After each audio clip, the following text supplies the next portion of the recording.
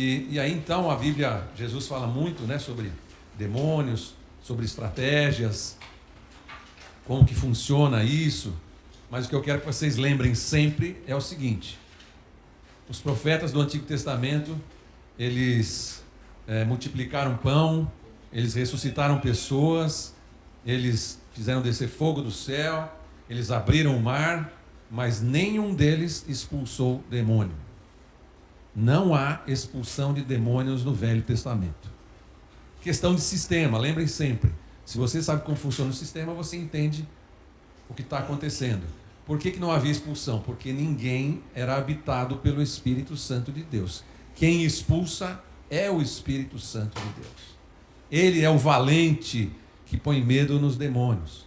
Então, no Velho Testamento, havia a cobertura do Espírito Santo.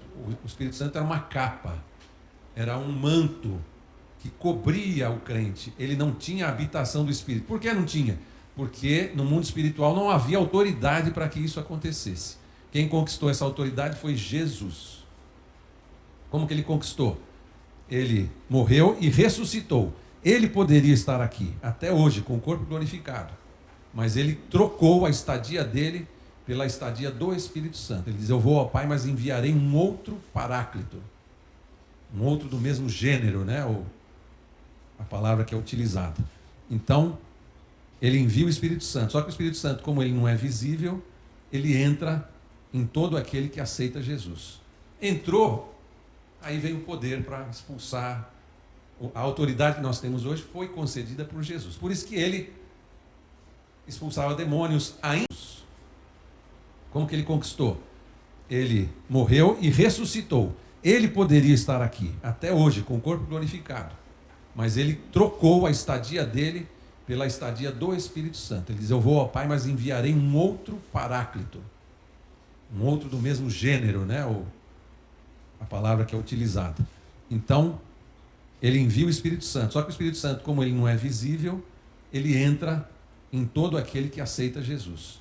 Entrou, aí vem o poder para expulsar. A autoridade que nós temos hoje foi concedida por Jesus. Por isso que ele expulsava demônios ainda na dispensação da lei.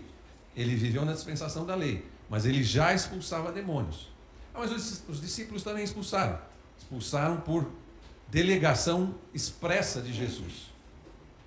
Vão, não levam 2 túnicas, tal. Expulsa os demônios, ou seja, ele deu autoridade para que eles fizessem aquilo. Então, os demônios perderam muito poder com a cruz de Jesus, tá?